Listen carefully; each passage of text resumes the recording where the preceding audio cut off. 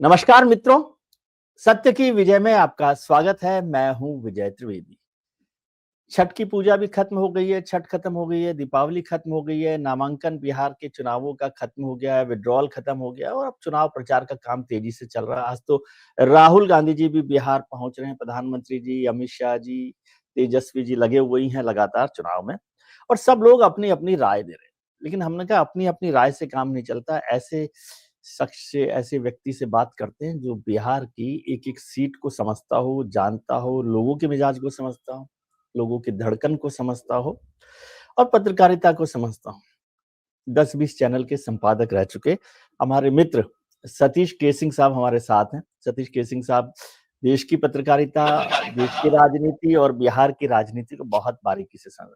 Sir बहुत-बहुत स्वागत है आपका। हम लोग रोजाना चर्चा कर रहे हैं बिहार पे, लेकिन मैंने कहा एक-एक बारीक बात समझनी हो तो सतीश केसिंग के अलावा कोई दूसरा शख्स हो नहीं सकता। तो हमने आपको सुबह-सुबह परेशान किया। सर अब तो राहुल जी भी चले गए हैं, आज जा रहे हैं वहां पर। क्या आपको लग रहा है माहौल कि क्या होगा वहां पर बिहार में? कैसा है, मतलब ओवरऑल मिजाज क्या है छठ पूजा के बाद? विजय जी, स्पष्ट रूप से अगर कहा जाए और ईमानदारी से कहा जाए तो बिहार में चीजें स्पष्ट नहीं। बिल्कुल। पहले तो यह है कि अगर तंज के मिजाज में कहा जाए तो राहुल जी को मुंह दिखाई मिलना चाहिए। 1 सितंबर के बाद आ रहे हैं। बिहार में मुंह दिखाई देने का एक बड़ी परंपरा है। रिवाज। हाँ, नई दुल्हन को दिया जाता है तो ये पुराने, लेकिन नए तरह से आ रहे हैं तो उनको शायद मुंह दिखाई देना पड़े। अब पता नहीं तेजस्वी देते हैं कि नहीं और जनता कैसे सर आंखों पे लेती है कि नहीं, लेकिन स्पष्टता बिहार के चुनाव में नहीं। न जैसे अब तेजस्वी के वायदे हैं जो महागठबंधन का कल घोषणा पत्र आया तो मोदी जी, स्टाइल में आया।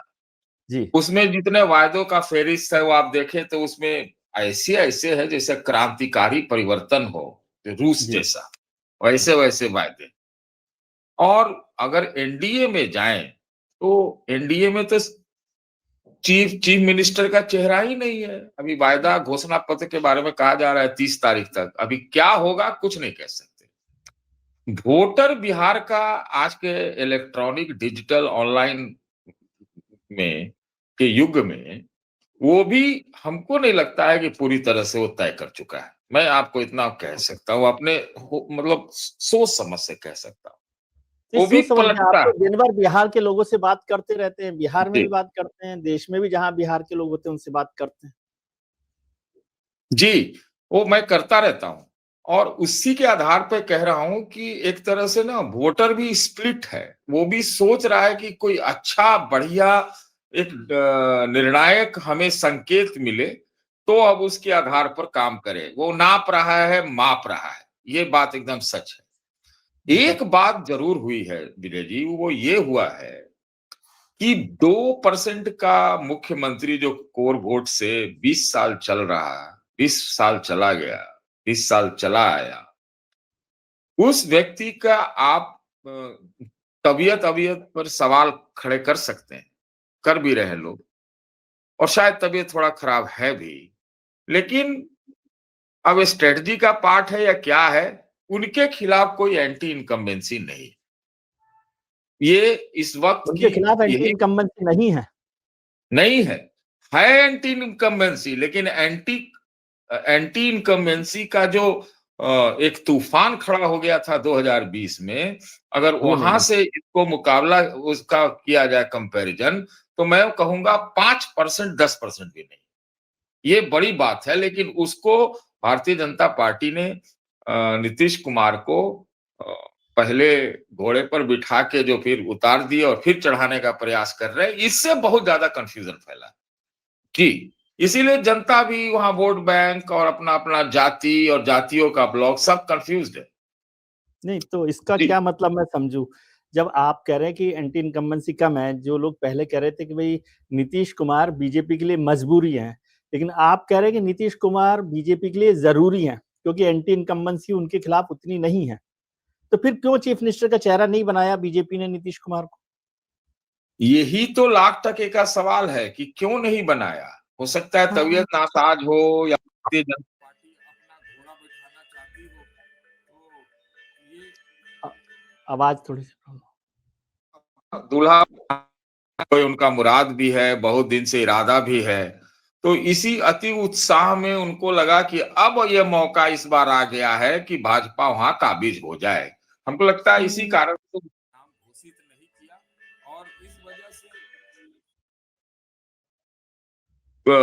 नहीं हो पाया है। लेकिन हालात ऐसे बने हैं कि अभी की स्थिति में अगर नीतीश का चेहरा अभी भी नहीं घोषित करते या आप घोषित करें तो उनका फायदा है, उनका भले नहीं हो, उनका मुराद तो नहीं होगा सीएम बनने में बीजेपी का।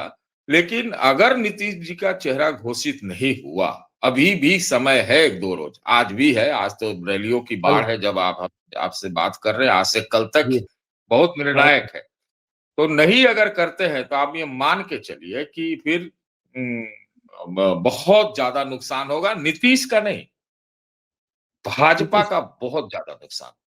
सर इसको थोड़ा सा खोल के समझाइए। एक बात तो मुझे ये समझाइए कि जब तेजस्वी जी ने अपना चेहरा, महागठबंधन ने उनका चेहरा लगा दिया, पूरा उस पे जो घोषणा पत्र है उस पर भी तेजस्वी का अकेले का चेहरा है, यानी तेजस्वी, और वैसे भी सीएम कैंडिडेट अनाउंस कर दिया, तो एक तो अब जरूरी हो गया बीजेपी या महा एनडीए के लिए कि मुख्यमंत्री का चेहरा घोषित किया जाए, और वो अपना तो कर नहीं सकते, तो क्या नीतीश कुमार को करना उनके लिए जरूरी होगा?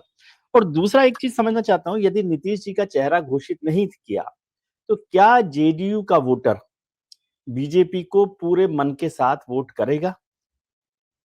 मैंने आपसे जब कहा कि नुकसान बहुत होगा ना, आप चेहरा घोषित कर रहे हैं।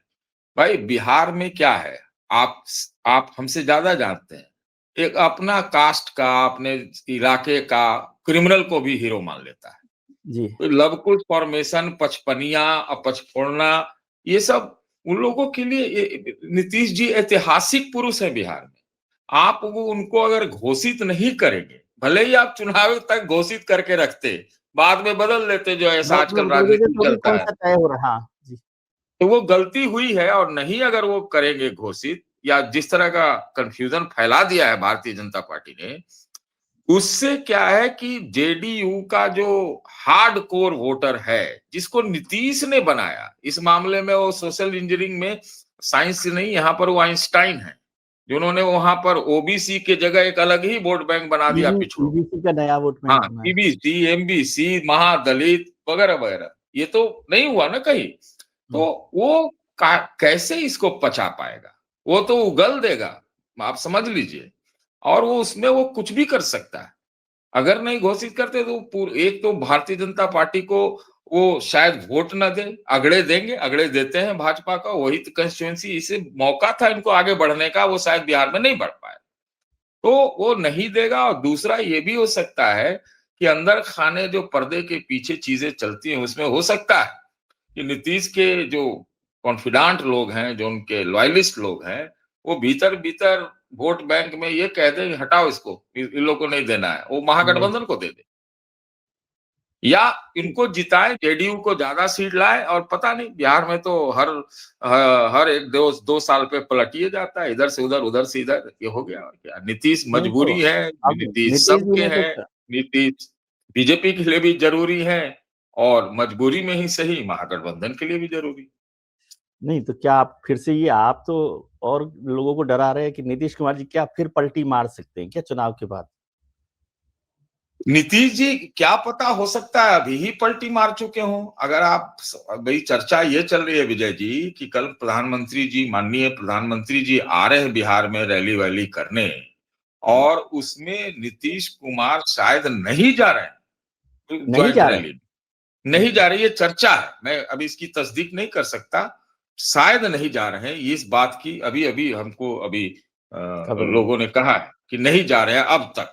लेकिन अब तक तो भाई अब तक ही रहता है राजनीति में, पता नहीं रहा शाम तक कुछ हो जाए बातचीत वगैरह, उसके बाद जाए। लेकिन अभी तक की स्थिति यही है कि ये चर्चा बड़ी जोरों पर है कि नीतीश जी नहीं जा रहे हैं। और अब तक नीतीश जी सारे कार्यक्रम जो प्रधानमंत्री जी के हुए हैं उसमें गए हैं। गए गए।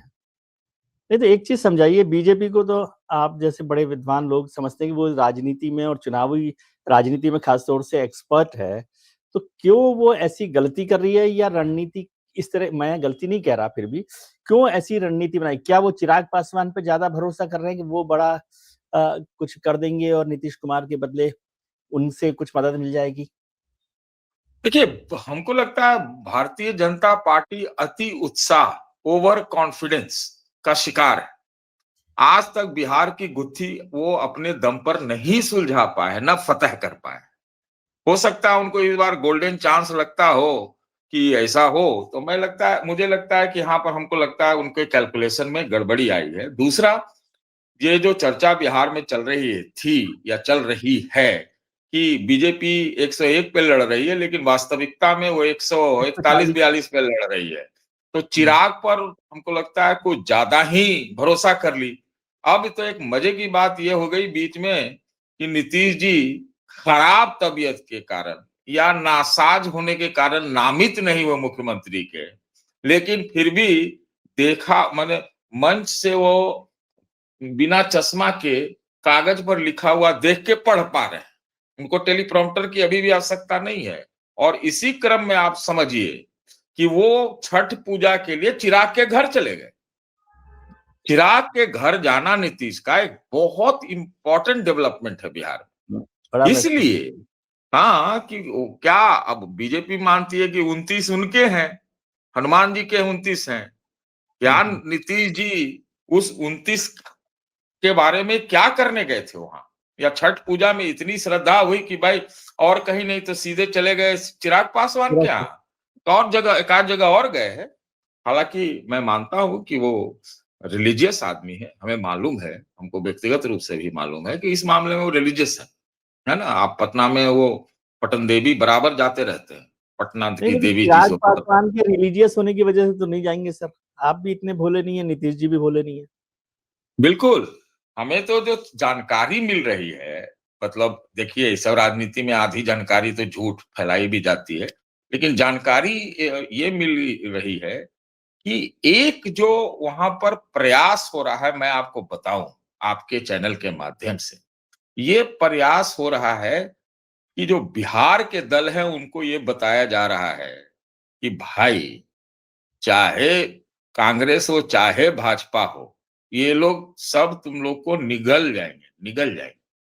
तो इसलिए इनसे एक हो बचो। जाओ। एक हाँ, हो जाओ। इनसे बचो, एक हो जाओ। इस तरह का प्रयास हो रहा है, मैं आपको बता रहा हूँ। एक नीतीश जी के सलाहकार हैं, एक पूर्व आईएएस अफसर हैं, वही आजकल सुनते हैं कमान में है, मनीष वर्मा नाम है उनका। वो सब चीजें वहां पर कुछ-कुछ हो रही, क्योंकि भाजपा प्रभावित भी तो जेडीयू में कई बड़े-बड़े नेता हैं। तो जी। ये इल्म जो है, ये समझ जो है, जो बीजेपी। नीतीश के जो ओरिजिनल लॉयलिस्ट हैं, समता जी। पार्टी के दिनों से, या जो उनके लवकुश फॉर्मेशन के लोग हैं, उनको ये शायद भनक लग गई है कि भारतीय जनता पार्टी, जनता दल यू के बाथरूम तक घुस गई है। नहीं, वो कई लोग कहते हैं कि भाई बीजेपी को ये भरोसा है कि जब भी जरूरत होगी तो जनता दल ही टूट जाएगा, जनता दल के लोग उनके साथ आ जाएंगे। ये एक बड़ा भरोसा उनको है। ये चलिए संभव है, अब। ये जी। संभव है, लेकिन उतना सीट तो आना चाहिए। जी। उतना अब सीट एक। तो आना चाहिए। अगर जी। इस तरह का जो कंफ्यूजन फैल रहा है विजय जी, और सब कुछ सुचारू रूप से, सामान्य रूप से, ईमानदारी से अगर चुनाव हो, तो मैं तो लगता है अगर मान लीजिए कि नीतीश जी का नाम घोषित नहीं होता है, तो मैं आपको बताऊं कि भारतीय जनता पार्टी जो है 40-45 उतर सकती अच्छा। है। तो मतलब बड़ा नुकसान हो जाएगा बीजेपी को, आप बहुत कह रहे बहुत नुकसान ऑलरेडी हो चुका है और नुकसान होगा, क्योंकि हैं। जी। देखिए बिहार में एक तो सच्चाई है ना, बीजेपी का जो यूपी वाला टेम्पलेट है वो अभी बिहार पहुंचा नहीं है। वो नहीं नहीं चल तो रहा। हिंदुत्व में जिस तरह से है, अब देखिए ना यूपी में ही क्या हुआ 24 के चुनाव, है ना? वहां तो जो वो वाली हाँ, पूरा शक्तियां बदल गया। थी, पुराना आप यूपी का टेम्पलेट, जिक्र कर रहे हो, लेकिन यूपी में ही बदल गया टेम्पलेट। वही कह रहे हैं, वहां टेम्पलेट बदल गया और कुंभ हुआ, महाकुंभ हुआ, अभी छठ पूजा में इतनी व्यवस्था की गई, ये सब ठीक है, लेकिन वोटर वही है, वही अगड़ा वर्ग है, वही हिंदुत्व से प्रभावित है, वही हिंदू राष्ट्र की सोचता है, वही प्रभावशाली सामंती है, वही एक वर्ग है। और आप तो कहते हो, आप तो हिंदू को ही 80 मानते हो, 20 को तो आप मानते नहीं हो, 80-20 हाँ, करते हो। तो वो नहीं, तो वो 80 तो वहां उल्टा चलता है ना। वहां तो 80% से ज्यादा जात गणना कहाँ हुई? हाँ, जात गणना क्यों कराई गई? आनुपातिक प्रतिनिधित्व के लिए कराया गया। जिसकी जितनी हिस्सेदार आबादी, उसकी हिस्सेदारी। उतनी हिस्सेदारी। तो वो कहां से वो टेम्पलेट चलेगा? तो ये है उसके जड़ में।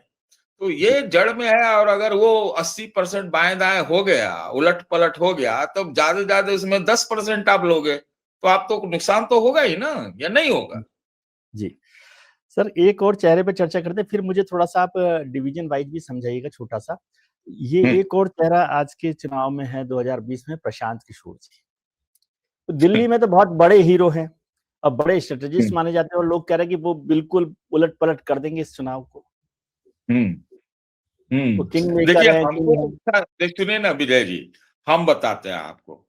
हमको लगता है कि हम आपसे और हमसे ज्यादा बड़े राजनीतिक स्ट्रेटेजिस्ट नहीं है वो।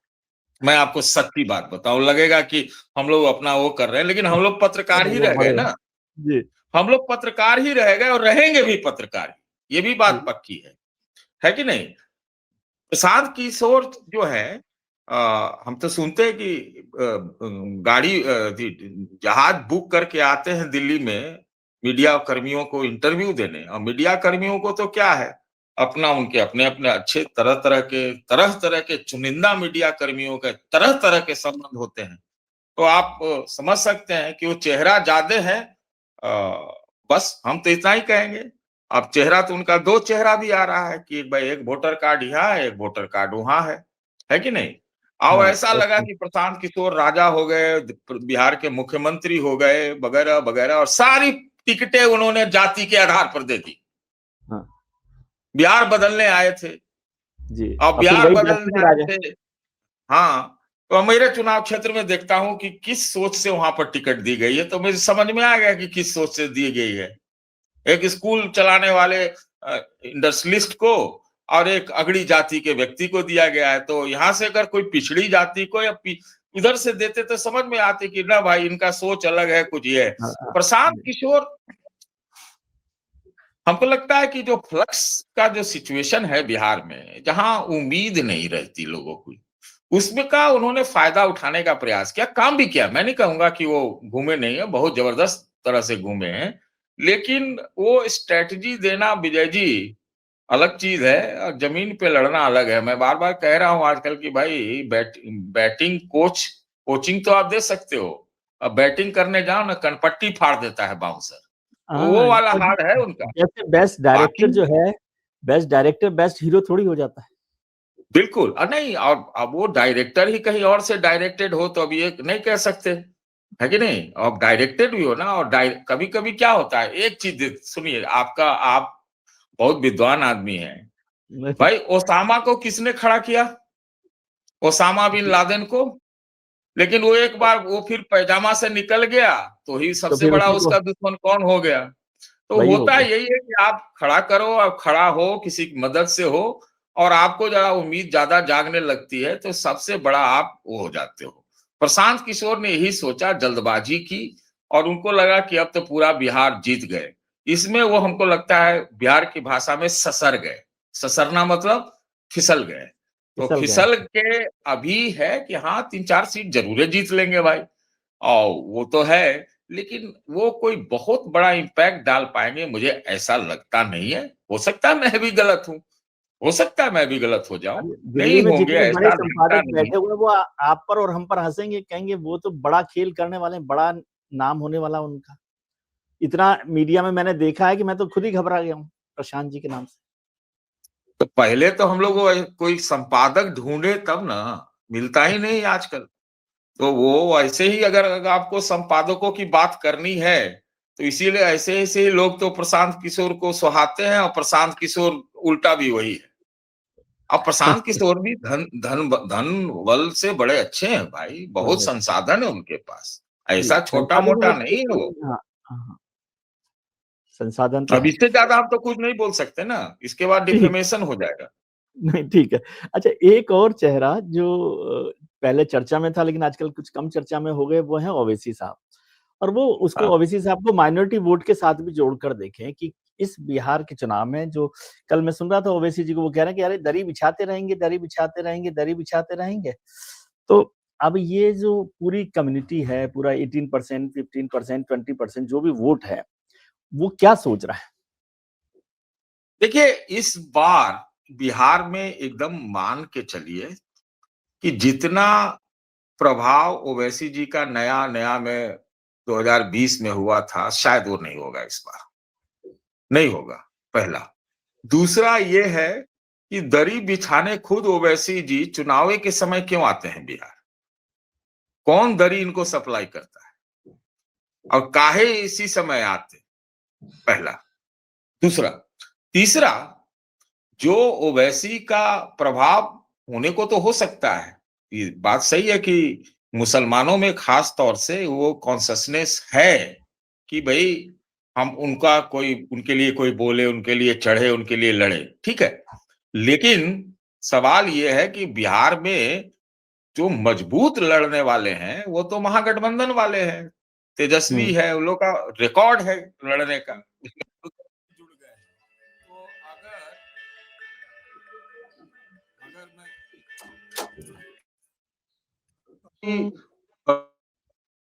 पूरा कमाल कर जाएँगे, इस बार मुझे शक लगता है। दूसरी बात एक और इसके साथ भी है कि ये चर्चा चलेगी दरी बिछाने का।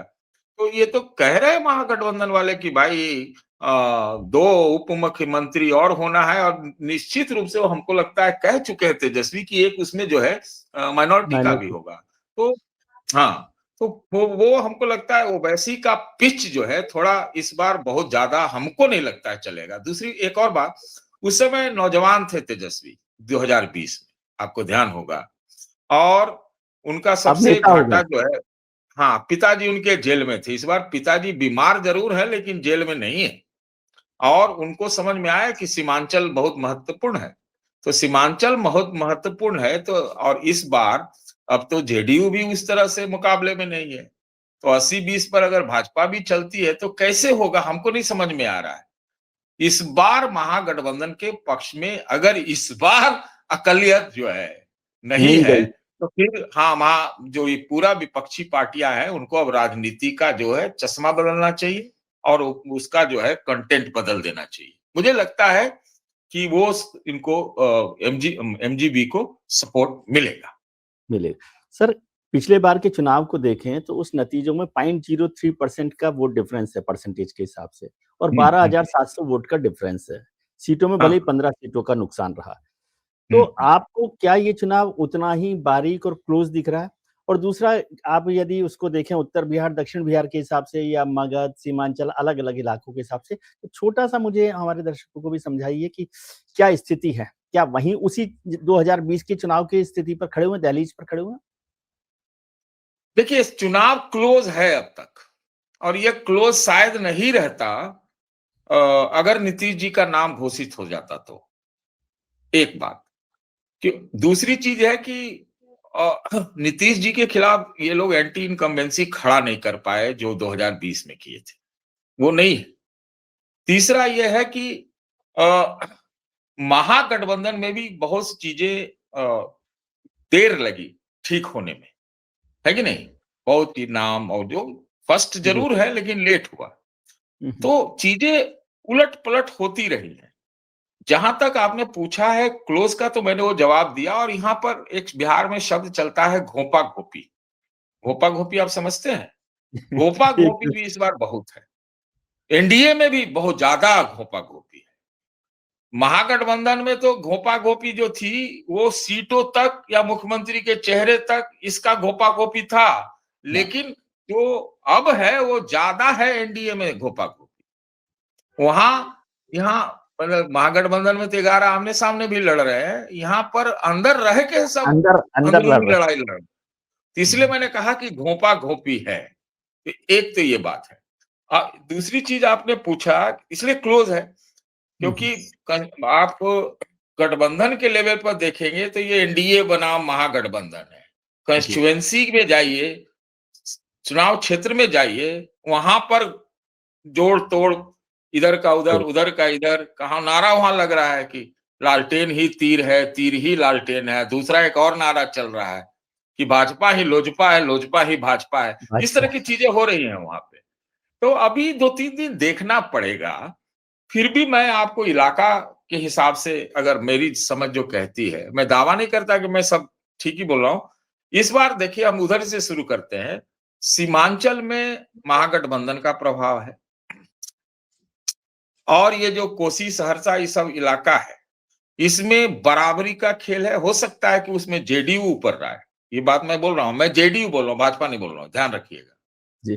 मिथिलांचल में और वो जो पूरा जो इलाका है, मधुबनी, सीतामढ़ी, ये सब, इसमें मैं जी। मान सकता हूं कि भाजपा थोड़ा आगे रहेगी। बीजेपी का। हाँ, हाँ, हाँ। सारण इलाके में इस बार महागठबंधन है। इस बार ज्यादा आगे है, मेरे समझ से। ऐसा मैं समझता हूं। और आप मगध क्षेत्र में आइए, मगध और शाहाबाद में, तो मगध में जितना महागठबंधन, पिछले बार तो इनका सुपड़ा साफ था, मतलब एनडीए का या नीतीश जी का, या जो कहे, जिस जो नाम से कहे, कि उसमें तो चिराग पासवान भी सुपड़ा साफ कराने वाले में थे। जी। इस बार एक तरफा पूरा महागठबंधन का जलवा नहीं होगा, ऐसा मेरी समझ है। और वो लागू होता है महागठबंधन के लिए ये चीज, ये पूरा औरंगाबाद, मगध, मतलब जहानाबाद, इधर आप चले आइए तो मेरा औरंगाबाद तो बोल ही दिया, इसके अलावा आरा, रोहतास, ये सब इलाके में इस बार थोड़ा संघर्ष है, इस बार है ना। लेकिन फिर भी महागठबंधन को निश्चित रूप से कम 20-25% का एज जरूर है, ये मेरी समझ कहती 20-25% का एज है, तो ये तो बड़ा एज हो है। हाँ, जाएगा। अब एक हाँ, मैं छोटा सा परसेंटेज सीटों में बोल रहा हूं, मैं ये जी, नहीं जी। कह रहा हाँ, हूं हाँ। कि वोटिंग परसेंटेज में, मैं ये कह रहा नहीं, हूँ। और ओवरऑल इधर आप मूड पे। आइए, चलिए, मुंगेर, बेगूसराय वाला इलाका है, कई अलग-अलग नाम से लोग जानते हैं। तो हुँ, हुँ। उस इलाके में बराबरी का टक्कर है। तो महागठबंधन को ओवरऑल मैं अभी तक एज देख रहा एज हूँ। हाँ, जब तक कि नीतीश घोषित नहीं होते। तो नीतीश घोषित हो जाएँगे तो मतलब बदल जाएगा माहौल आपके हिसाब से। अब देखिए, नीतीश जी को कौन घोषित करता है, महागठबंधन करता है कि एनडीए वाले करते हैं। ये बात जरूर है कि देखिए, लड़ाई क्या है बिहार। बिहार में लड़ाई 10,000 रुपया वाला है।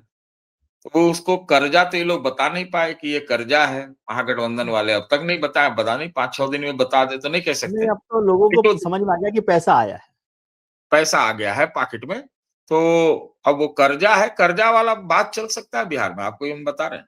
ये हाँ, हमारी लेकिन समझ वो कहती है एम कि आपको, एमपीपी ने इस एमपीपी ने औरत को कहाँ पता इसको चल बनाया जाए है। कि कोई पैसवा लेवे है, तो ये तो लोन है ही, तो फिर वो हड़क जाएगी, ये जानते हैं, है ना? एक तो ये नहीं हो। तेजस्वी के को लेकर एक ट्रैक्शन ये है कि नया है, नीतीश जी बुजुर्ग हैं, कुछ प्रोग्रेसिव, प्रगतिशील बातें कर रहा है, और वोट बैंक भी उनका है। अरे कुछ नहीं है तो एम वाई तो है। एमवाई तो है। हाँ, कुछ नहीं है तो एम वाई है। और एनडीए में तो सब जोड़ के इकट्ठा बनता है ना गुलदस्ता।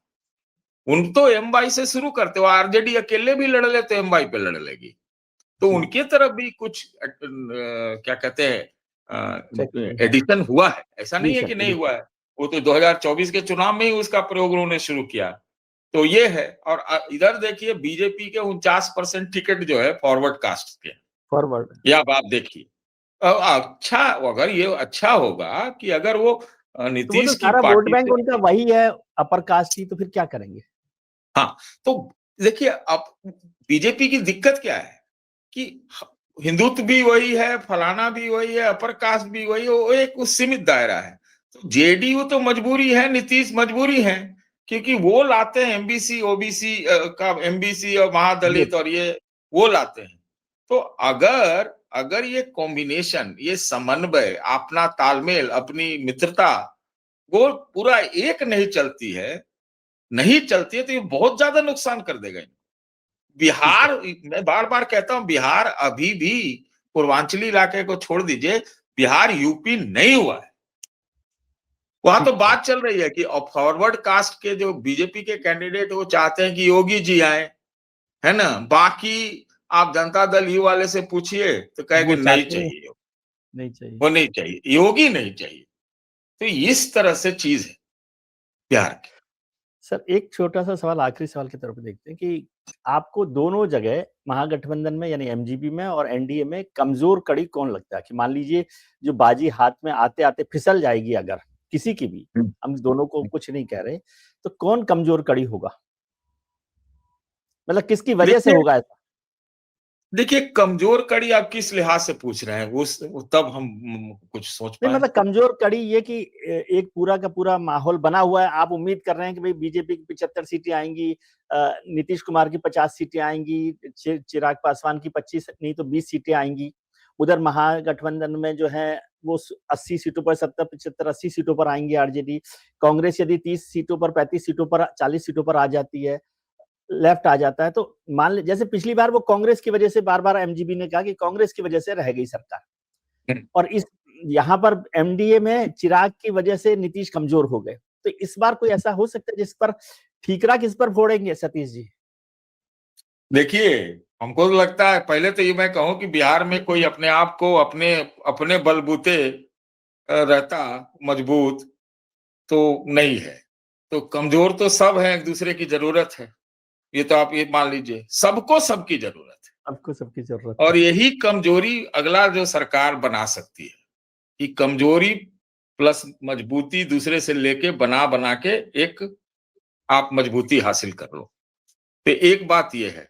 दूसरी बात, आपने बड़ा स्पेसिफिक सवाल किया है, तो कमजोर कड़ी में तो आप हम कह सकते हैं कि राहुल गांधी की नहीं, राहुल गांधी वैसे तो बोला जाता है, मैं कह रहा हूं कांग्रेस पार्टी की जो मुराद थी, आ, उनका जो अच्छा इरादा पोजीशन था कि करने अपने बलबूते खड़े हो जाएं, उसके बाद सीन से गायब हो गए, तो अंततः में उनको मिला क्या? मिला वही 61 सीट, 11 सीट सामने आमने, तो वो हो गया। और जिस प्रकार से कांग्रेस में ऊर्जा पहले दिखाई पड़ रही थी, अभी नहीं दिखाई पड़ रही। अब शायद आज से दिखाई पड़े, या जमीन की हम बात नहीं कह सकते, हमको मालूम नहीं है। लेकिन जो अंदाजा है, मैं देख रहा हूँ इस पार्टी को 77 से देख रहा हूँ, अब तो हो गया क्या साल हो कितना गए? हो गया, जो भी 48 साल 50 क्या साल हो हो गया गए। हो नहीं। हाँ, तो देख रहा हूँ, जानता हूँ, तो वो गर्मी नहीं दिखाती, वो हो सकता है कमजोर कड़ी हो। नहीं तो फिर ये बिना घुटना टेके उन्होंने तेजस्वी को मान भी लिया, और तेजस्वी का प्रण उस पे कांग्रेस कहीं नहीं है, पीछे तो कोई भी फोटो नहीं में है। नहीं है। वो एक बात हो सकती है। लेकिन जो अभी सबसे कमजोर करीब बिहार में है, मैं फिर बोल रहा हूं, ऐसा लगेगा मैं नीतीश का पक्षधर हूं, ऐसा नहीं है। तो सबसे जो कमजोर है वही सबसे मजबूत है, ये मैं कहना चाहता हूं। अब हाँ, बीजेपी की भी बात करना चाहता हूं, क्योंकि एब्सोल्यूट कमजोर तो हम किसी को नहीं कह पा रहे हैं, क्योंकि हम सबको कमजोर कह रहे हैं, सबको कमजोर क्योंकि एक कर दूसरे की जरूरत है। भाजपा से भारी गलती हुई, या तो शुरू में ही स्पष्ट कर देते सारी चीजें, वो उन्होंने नहीं किया, वो चीजों को पलट दिया, उन्होंने घोड़ा पर चढ़ा के उतारा, उसमें कंफ्यूजन फैला और ओवर कॉन्फिडेंस हुआ। तो हमको लगता है बिहार का ग्रामर भारतीय जनता पार्टी न पहले समझ पाई, न ना पहले समझ पाई, न आज समझ पाई। ये बात समझ ली। ये ये बहुत मैं एकदम महत्वपूर्ण बहुत बात होती अंदर से मानता हूं कि नीतीश से पीछा छुड़ाते छुड़ाते वो नहीं फंस गए छोड़ा खुद ही। पाए, नहीं छोड़ा पाए। नहीं तो क्या कहा गया था कि दरवाजे पूरी तरह जीवन भर के लिए इनके लिए बंद है, अमित शाह जी ने कहा। मैंने सुना था वो रैली में। कब दरवाजा खुल जाए तो उधर का दरवाजा खोल सकते हैं, आप इनको कहिएगा पलटू, तो पलटू का तो नाम है पलटू है, फिर काहे नहीं पलट सकता, वो भी दरवाजा खोल लेगा। लेकिन जब आप ये कह रहे हैं, एक मैसेज आपकी बात में मुझे समझ आया, आप कह सकते हैं उसको करेक्ट कर सकते हैं कि आपने कहा जब सब लोग कमजोर हैं तो क्या बिहार हंग असेंबली की तरफ बढ़ रहा है? आ, ये कहना और ये बड़ा मुश्किल काम है, अभी थोड़ा और इंतजार करना पड़ेगा। लेकिन अगर हंग हुआ तो यह आश्चर्य नहीं होना चाहिए। फिर वो अगर हंग जैसी स्थिति हुई 5-7 सीटों की, तब तो फिर भारतीय जनता पार्टी अ, चंद्रमा पर ड्राइवर सीट में आ जाएगी।